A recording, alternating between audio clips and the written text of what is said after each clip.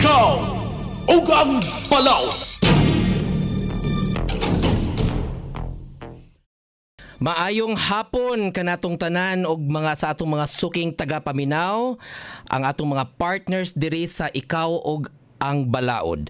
Ang programang magtuki-tuki sa mga balaod ug legal nga mga pangutana ug mga issues sa atong mga kaigsuonan dinha sa kahanginan. Ako si Atty. Regal Oliva, ang presidente sa IBP Cebu City Chapter, ug ako karon ang inyong sangkay sa kahanginan karong Domingo sa hapon. Karong hapuna duha ka issues ang atong dapat natong istoryahan, duha ka legal nga issues, duha ka mga legal nga dapat pangutanon ug dapat sigurong ma-clarified kini mga balaod ug mga constitutional guidelines and guarantees nga init karong panahona. Magsugod na kita karon mga higala sa Anti-Bastos Law. Okay, nigawas na ni siya. Karon, Bawal Bastos Law. O sige, bawal na ang si Boy Bastos kuno. Ingon si Senator Ria Ontiveros ang pangunahing otor aning Bawal Bastos Law. Mao ni ang Republic Act 11313.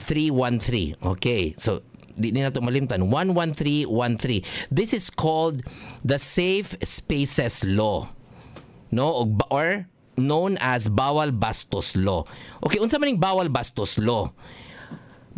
Actually, dugay na ning mga gipang kuan mga igala. Dugay na ni siya nga mga balaod nga gipass by the local government units in or as way of ordinances. No? Kani-ganing magsakay kag jeepney or maglakaw kas plaza tapos nay manitsit nato or nay magtaghoy-taghoy nato or nay mag-catcalls. Mao ni siya ang atong gi-address ani nga balaod. Sa una, ang Quezon City government, local government of Quezon City may nag-una og pasa aning ordinansa. So, ilang giprotektahan ang mga biski kinsa nga tao. Dili kini ang Bawal Bastos Law, ang victims ani dili babayi lang. Okay? Pwede ning ang victims ani can be an LGBT. He can she or he can also be a man. She can be a woman or sa LGBT sector. So, kung ikaw babae ka, naglakaw ka sa plaza, and then naay nag-catcall nimo or naay nagsit-sit nimo or uncomfortable lang kay ka nga gitawag-tawag kag miss, dali diri miss, tapad nako. If you feel nga gibastos ka aning tawhana ni, pwede kang mo reklamo dayon sa kapulisan. Kay nanatay balaod ani. Okay, so what are the offenses? Mao ni ang first degree offenses nga gi-mention sa balaod. First, cursing, kanang mamalikas ka. Mamalikas ka in public. Human nay mga batang nakadungog, nay mga madre or pare nga nakadungog, no? Nga ganahi sa imong pagpamalikas. Pwede kang kuan ani sa offense as first degree offense sa Bawal Bastos Law or the Safe Spaces Law. But mga higala dili pud ni ingon nga kung nakasud sa imong balay di na ka pwede mamalikas. Pwede pa kang mamalikas na kasi imong kwarto nakasasud sa inyong mga panimalay. Pero not in public places. So dili pwede kung naka sa malls, nagsakay ka og bus or public transportation, nagsakay ka og jeepney, dili na pwedeng mag-ingon ana ka nga mag-curse ka. Catcalling. Okay, unsa nang catcalling? Kanang magkuan kag manawag kag babay, manawag ka og mga LGBT, no? Wolf whistling kanang hoo-hoo na mao na siya, di na pwede ha.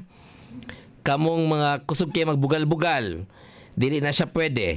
Leering and intrusive gazing. Oh, kanang manutok ra ka. Imong tutukan human na uncomfortable ang usa ka babay.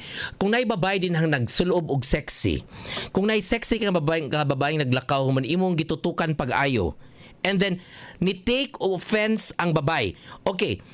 Remember ha nga ang kaning nga krimen nga mabuhat nimo is based on a very subjective aspect sa victim. So kung unsay feeling sa victim, kung nasakitan siya or na uncomfortable siya sa imong gipambuhat towards her or him, then that can be part as a first degree offense sa Bawal Bastos Law.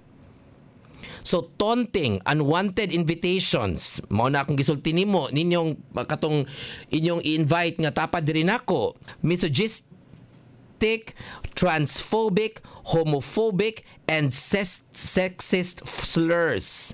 Kaning transphobic or homophobic mauning against kay mo sa mga kabayutan, against kay mo sa LGBT, human inyo nang isulti in public, that can be you can be charged criminally by the use of this law, the Safe Spaces Act. So kanang mukuan gyud og against case mga LGBT, against sa mga transgender women or transgender men, then you can be charged. Persistent unwanted comments on one's appearance. So kanang inyong gibuhat nga, for example, na ay babaeng nagsanina, di mo ganahan siyang saninaan kay sexy kaayo. Then you call on her or you call on a person because isa iyang appearance, pwede mong makasuhan ana. Especially on one's appearance, kung di mo ganahan sa naong sa usa ka tawo din inyong sawayon, that can be also a crime. Relentless requests for personal details such as name, contact, and social media details or destination. Kana magsige magpangutana sa mga pangan sa usa ka tawo, kung na ba siya Facebook, kung na ba siya unsay cellphone number, kung asa siya padung, kanang mga yunana pwede na siya, that can be considered as an offense against Bawal Bastos Law. Use of words, gestures, or actions that ridicule on the basis of sex, gender, or sexual orientation, identity, and or expression, including sexist, homophobic, transphobic statements, and slurs. So kanang magbugal-bugal sa LGBT, that can be against. So krimen na dinhi sa Pilipinas. Persistent telling of sexual jokes. Nabi itay usahay no kana ganing nagsakay ta og jeepney. Human nagstorya ta sa atong mga barkada. Human nagsige tag storya og mga about sexual jokes, no? And then naay nagsakay sa jeepney who felt very uncomfortable with the jokes that you were telling them about. Kana nagstorya mo og mga binuang ra gud unta gud, bugoy-bugoy ra. Pero naay nagsakay sa jeepney nga wa kauyon sa inyong gisulti, pwede mong makihaan ana. So, be careful already.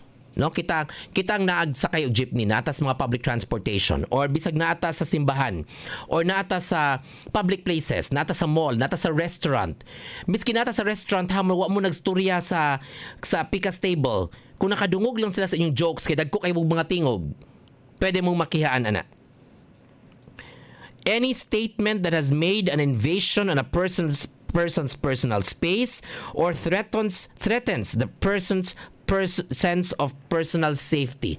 Kanang usahay ganing naka sa coffee shop, naglingkod ra ka, ikaw rang usa, and then mo lingkod tapad nimo or atubangan nimo.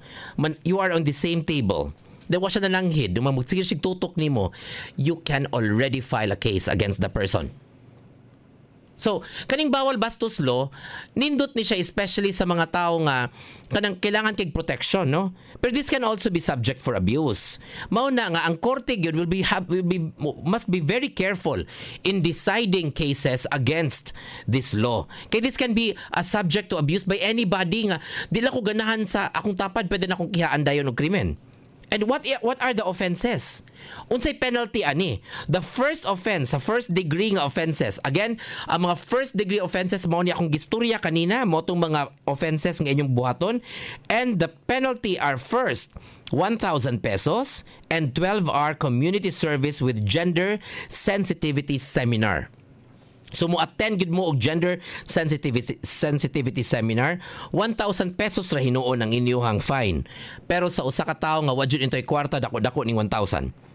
Tapos 12-hour community service. Unsa man ni community service? Pwede mong pasilhigon nga nasdan, pwede mong mamunit sa basura ngadto sa Inayawan Pardo kung ganahan pa mo. Second offense, mao ni inyong penalty. Kung magsige pagyapon mo, wa mo na cut on sa first, hala, mubalik mo second offense. 6 to 10 days in prison and 3,000 pesos in fine. Kung wa pagid mo na kontento, mukuan pagid mo sa third offense, mga higala, 11 to 30 days in prison and 10,000 pesos in fine. Busa mga higala ka na atong mga suking tagapaminaw nga naminaw nako karon. Ayaw na intan mo pag binastos din ha. Kay pwede mong ma-filean og kaso diretso sa piskal og pwede pod mong ma-filean og warrant of arrest dayon sa huwis. Kay tungod aning Bawal Bastos Law RA 11313. Okay, 11313 or the Safe Spaces Law. Mao to ang first degree offenses. Now, tulo ni ka degree nga offenses ang kaning Bawal Bastos Law. So what are the first mo na tong first akong gistorya? Catcalling, cursing, wolf whistling, leering, intrusive gazing, taunting, unwanted invitations, misogynistic, transphobic, homophobic, and sexist slurs, persistent unwanted comments on one's appearance, relentless requests for personal details such as name, contact, and social media details or destination, use of words, gestures, or actions that ridicule on the basis of sex, gender or sexual orientation, identity and or expression, including sexist, homophobic, transphobic statements and slurs. Persistent telling of sexual jokes. Sexual jokes na may gala ha. Wala labot ang mga jokes sa uban. Pero sexual jokes na ni kung magsigi-sigi ta. Kung ni take offense ang tapad nato, you can be filed a case. Then any statement that has made an invasion on a person's personal space or threatens the person's sense of personal safety. Motong first degree offense. Now, adto na ta sa second degree offenses mga higala. Di kayo ni daghan. Pero morning mga dako-dako na nga mga offenses nimo, kaning mga actions natong ki-consider sa balaod nga murag dako-dako na ninyong sala. First, making offensive body gestures at someone. Kanim kuan na ginin, ni physical. Kanina kay bara to gabiton. This time it's making offensive body gestures at someone. Kana ganing nakas atbang, ikaw lalaki ka na atbang nimo babay. Then mukuot ka sa imuha. Na imukuoton imong private parts. Then nabastusan ang babae. You can file a case. Ha? Public masturbation. Oh, di na ko ni bisayaon ang public masturbation kay lain paminawon.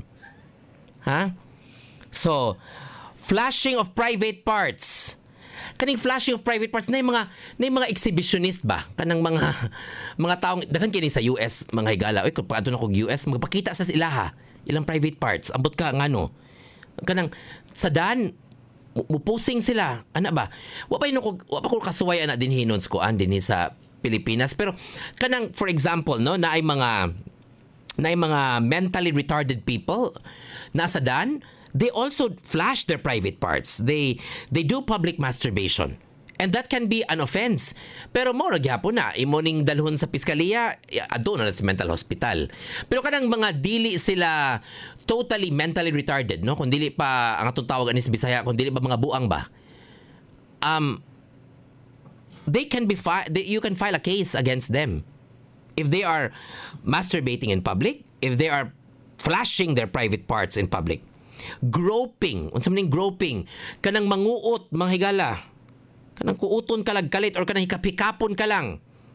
No? Then first akbayan lang ka. Human di naman akbay ni oy murag padung naman nagadang ikapikapon ka and then you feel so uncomfortable. So similar lewd action. So kini this is a huge analogous content in the law nga pwede gining ma-subject for interpretation by the fiscal's office or by the judge who is hearing the case. Kaya naman there is similar lewd actions. So that can be a second degree offense. Na may gala, kung mangutan na mo, na naman sa una ang mga acts of lasciviousness, pwede gihapon na. So duha na kabuk imong kaso. Kung ma-filean kag case aning acts of lasciviousness, pwede po ka ma-file case aning RA 11313. Dili ingon nga kanila gud ang kaso, dili pwede mas the more cases the better, kung especially ang usa ka taong bastos imong file case. So unsa may penalty ani? First offense sa second degree offenses ha. Ang first offense nimo 10,000 pesos fine and 12-hour community service with gender sensitivity seminar. And second offense nimo 11 to 30 days in prison, 15,000 pesos fine. And the third offense, mga higala, is 1 month and 1 day to 6 months in prison and 20,000 pesos fine. So mo to is second degree offenses sa anti or bawal bastos law. So, mauning ato gining you have to know about this kay especially kaning mga taong ganing magbugal-bugalan ta, magkuan-kuan, kanang joke ba? Ato lang kuan joke and then it di ay joke sa pikas. So be careful of this, mga higala. Kaning bawal bastos law is only limited to safe spaces, public spaces ni mga higala. Wala nilabot kung natasos ang kaning mga offenses gi-commit inside sa house, dili na siya, wala siya labot na pita. Kung if it is committed inside a private established or private area, inside an office, inside a classroom that it is private, nga walay tao, then that cannot be considered as under this law. So kining mga bawal safe spaces law usually mo gining nagkuan sa mga public parks and plazas, movie theaters, public transportation, terminals, airports, and the likes. Kanang daghan kayog tao, kanang gi-frequent og tao, simbahan, mosque, etc. So again, I have mentioned ang first degree ug second degree offenses kanina og mga penalties.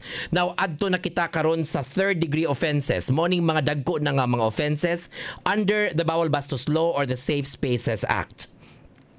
Unsa maning third, unsa may mga offenses or mga gipangbuhaton sa mga kriminal under the third degree offense under this law. First, stalking. Unsa maning stalking, mga higala? Kaning stalking, kanaging imo siyang sundan-sundan bisan asa ka padung, bisan asa padung ang usa ka tawo. Miski mo adto na sa balay, mag-standby sa gawas sa balay. Kanang nanay obsession ba? Imo mag-shopping ang tao, imong sundan-sundan bisan asa siya. And if that person, kung ang babae, ang lalaki or ang LGBT, wa ganahi nga gisundan-sundan siya, he or she can file a case against you. Kanang inyong crush kayo ba? Kanang naibog kayo mga tawhana, inyong siyang sundan-sundan, wagod mo gibuhat. Wala mo. You do not touch her or him. You're not texting her or him. Imo na siyang sundan-sundan bisan asa. Okay, is stalking in public media or in social media apil ani? Wa nilabot ha, way labot ang social media ani, mga higala. Kana gani mag-stalk mo sa Facebook, daghan ako gani mo stalk mo gani ko sa akong crush. No? Kanang stalking in Facebook walay labot ani nga bawal bastos law.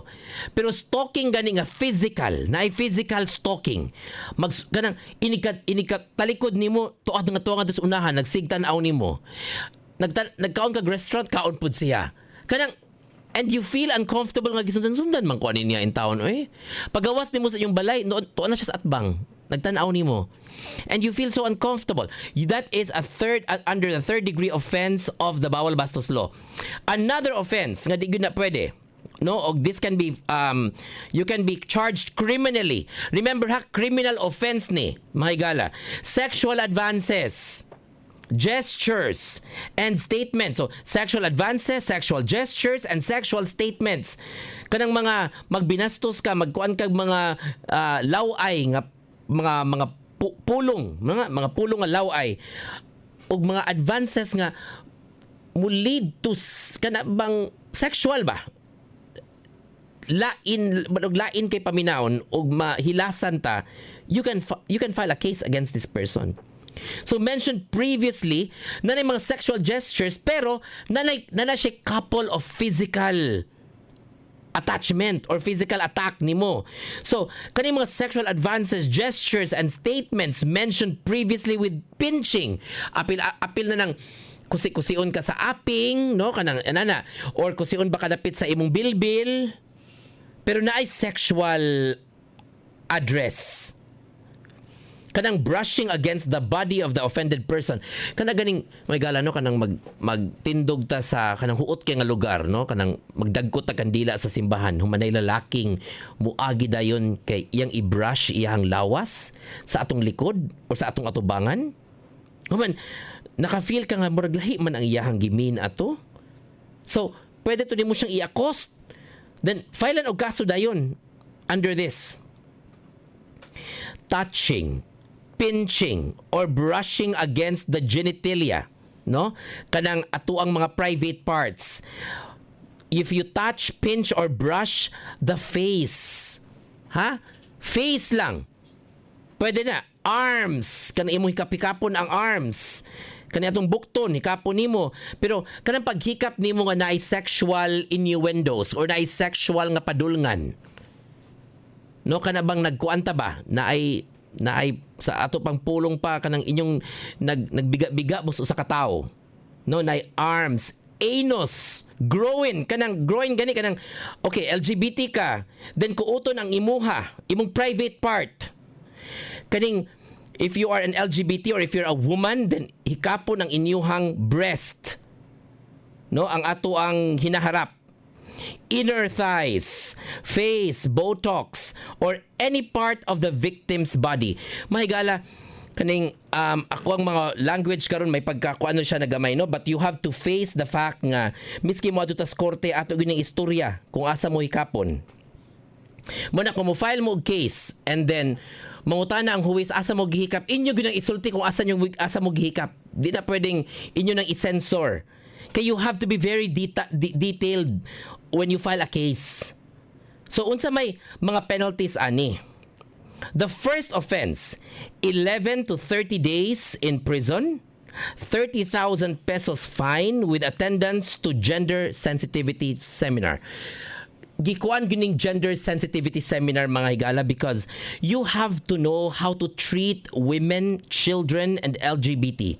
Kung unsaon sila pag-treat because most of the kanang parties nga who violate this law are, sad to say, men, no? Mga lalaki. Why? Because ang Pilipinas is a macho state, no? Machistic ini nga community or society nga nagpuyo ta. So, usually ang mga lalaki magbugal-bugal gitag babae o mga ato ang mga kabayutan din no nga mga kaigsuunan para nila macho tang atong gibuhat. And now there is a law. Dugay na kay ni nga balaod nga dapat untang maipasa. Kay for how many years women and the community of the LGBT have been experiencing victims against people who are so bastos, especially in mga areas in our slum areas. Maluoy ta.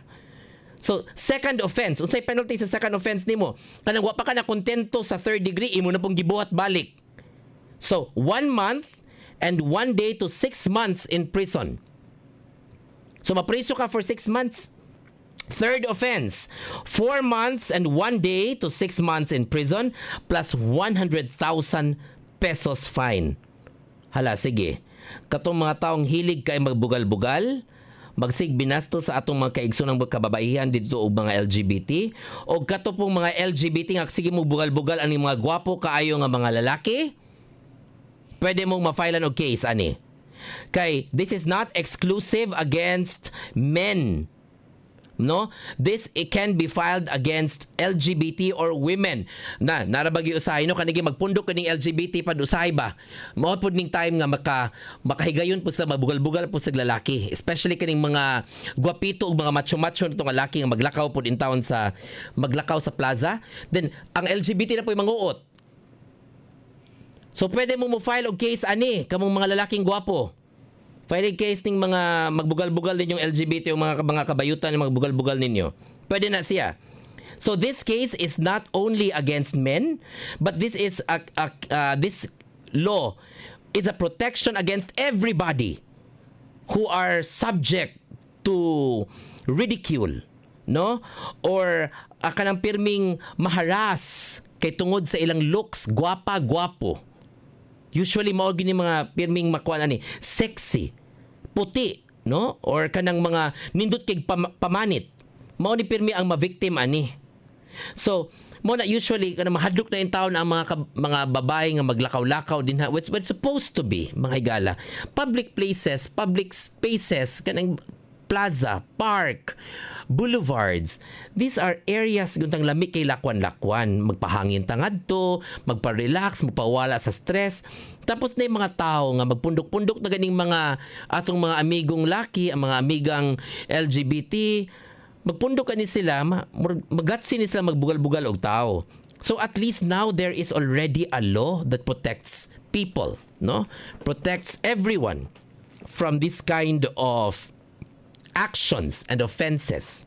So that is the Bawal Bastos Law, RA 11313. So 15 minutos na lang ang atong magpadayon kita mga higala, but I want you to listen because today or since July, the mid of July, since July 15 siguro, daghan kay issues nga mga patay-patay nga nahitabo sa Negros, og we extend our condolences to the families and to the victims of kaning mga karumaldumal nga krimen o mga patay-patay didto sa atong silingang probinsya sa Negros, no?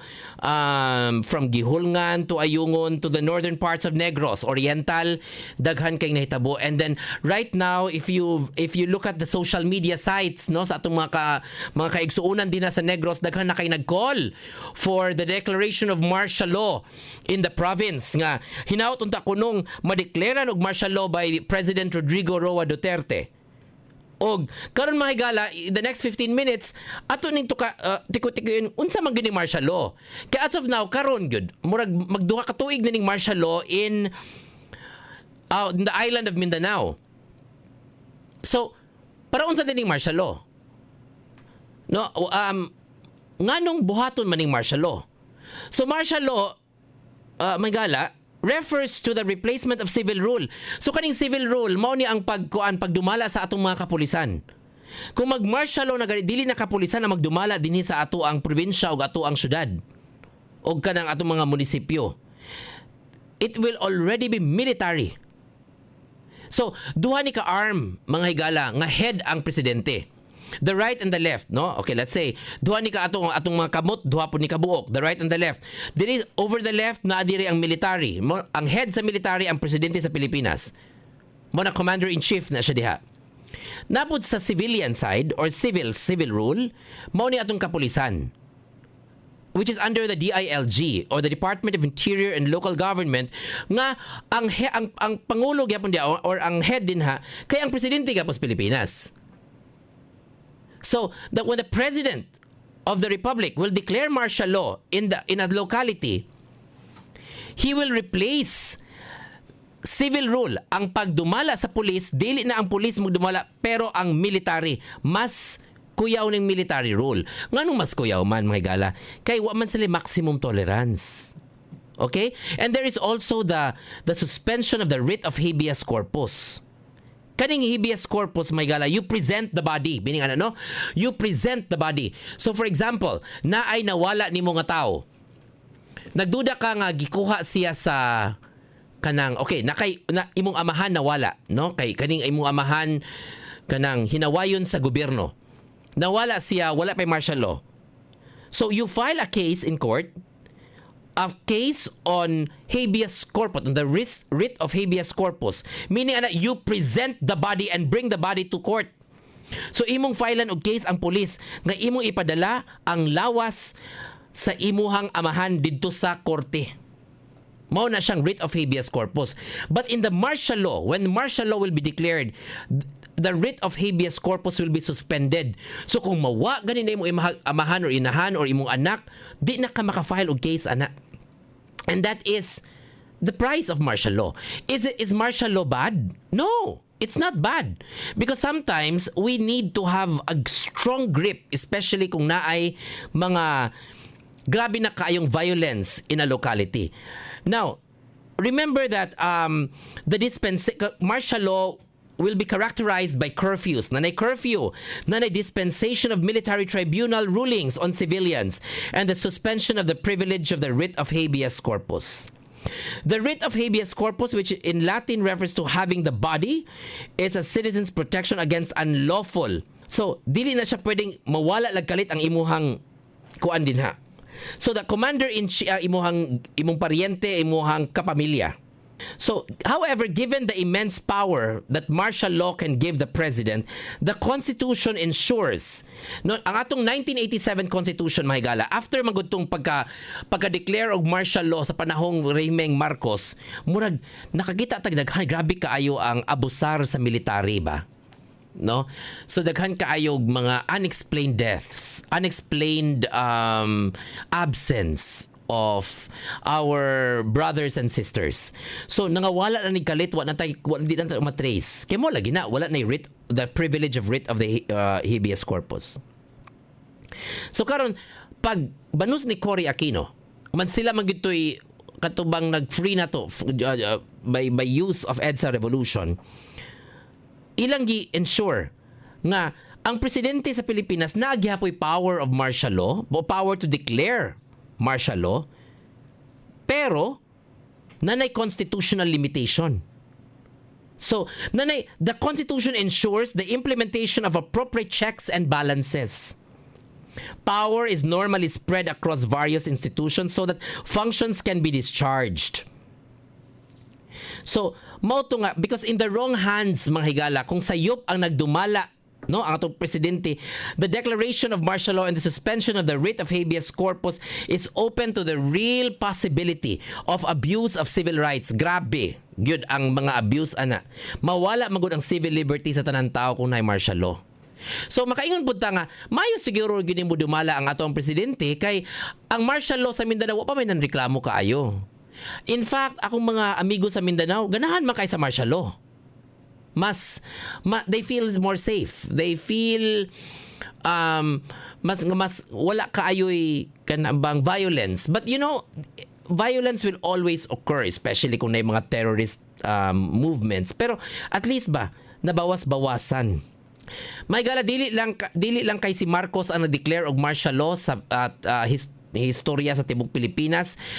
Emilio Aguinaldo declared martial law.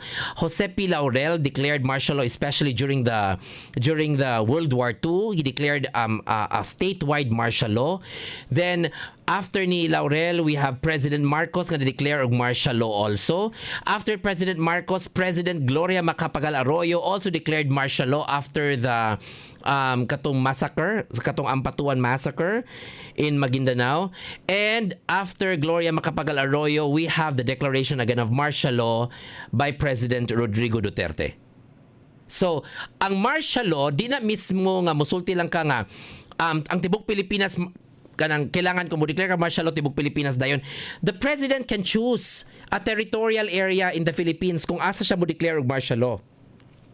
In fact, ang martial law nga gi-declare ni President Rodrigo Duterte is only limited to the island of Mindanao. So kung part ka sa Mindanao, part mo sa martial law. So kung mo mo Cagayan, mahigala mag-bus mo going to Davao, naiusayang na yung mga checkpoint, no? Checkpoint nga pagawson mo sa bus, then one by one gud mo og physical check-up. Now, is that a violation? That is not a violation kay mo lagi na martial law lagi. Kung wala pa yung martial law, mahigala, it is a violation nga pagka naugon mo, then i-physical check-up mo. Because civil liberty mo na nato. The right on search and seizures is protected by the Constitution. So, as Commander-in-Chief, the President, no, he may call out the armed forces of the Philippines in cases unsa may basis sa presidente kung mo declare siya martial law. First, lawless violence. Diri mo fall ang Negros. Kay lawless violence kuno mahigala. Grabe kuno kaayo ang violence ngadto. Pila na katawo ang namatay ngadto. Akong amigo nga si Michael Ocampo is with me this afternoon and he works for the office of Congressman Josie Lim Kay Chong. And he is based also in Negros and now he works for the Congress. Mike, pila na kabuk namatay nato ngadto, Mike? Over 50. So over 50 people already. And over 50 people is not a joke. It is over 50 for a spread of 1 month? No. About 5 months. 5 months. Pero ang July ang pinakagrabe, no? So last month, kay Agosto 4 naman ta karon. Last month may ubay-ubay gyud ang nangamatay sa Negros. Mo nang daghan na kay di-call og for the president to declare martial law in Negros Oriental. So, in cases of lawless violence, in cases of invasion, kung ang China, simbako, palayo, Ginoo, mo invade sa Pilipinas, the president can declare martial law sa whole country or in the area only where the invasion is taking place. And rebellion Okay, morning basis ni Gloria Macapagal Arroyo, rebellion to yung basis katong time sa Ampatuan Massacre nga murag over 50 journalists and families of Maguindanao candidate no for governor ang gipang massacre, gipatay gyud. So, rebellion to ang basis ni President Gloria. Ang basis karon ni President Duterte in Mindanao are lawless violence, no? So in cases of invasion and rebellion, martial law may be declared in the country or part of it, and the writ of habeas corpus may be suspended. So both martial law and the suspension of the writ of habeas corpus may not exceed. So kailangan gyud ang martial law nga declaration sa presidente will only be 60 days. Limited rin nag 60 days mga higala. Kung ang presidente lang. But the writ suspension is not automatic under martial law. So kailangan gyud ang suspension sa privilege of writ of habeas corpus must also be mentioned in the law that declares or in the executive order that declares martial law. Moreover, the suspension only applies to those specifically charged with rebellion or invasion. And even with the suspension, the person arrested must be judicially charged within 3 days or else released. Again kaning suspension of writ of habeas corpus only with regard to rebellion or invasion. So kung kidnapping ganing mahigala way labot, maka-file pa kag habeas corpus. Okay? So kung kidnapping or kanang illegal detention, habeas corpus pagyapon. It's still available kung magbisan martial law. Pero once gani nga ang kaso filed against the person is invasion and rebellion, then the privilege of writ of habeas corpus is suspended. Dili na pwede nimo i-file under sa korte. So within 48 hours of the declaration of the president must submit a report to Congress. And then the Congress must vote jointly. So, unsa may composition sa Congress, both Senate and the House of Representatives. So, they will vote jointly. Dili separately jointly, and decide by majority vote of all its members whether or not to revoke the president's decision. So karon mga higala, let's case in point. Kaning pag-declare ni President Duterte og martial law. So after 48 hours nga pag-declare niyang martial law, iya ding gisubmit og report didto sa Congress nganong ni-declare siya og martial law, and tanan mga senador ug tanan mga congressmen ug women magkuan sila joint session and will vote by a majority vote kung ato ba ning padayunon ang martial law or we will vote against it. Then upon the President's initiative, Congress may also similarly extend the period of 60 days when necessary. The period of extension is determined by Congress. Okay, so this is very crucial, mga higala. Ingon man gud ganina nga 60 days ra gyud ang pag-declare og martial law sa presidente. But Congress can extend it and determine the extension as long as they want.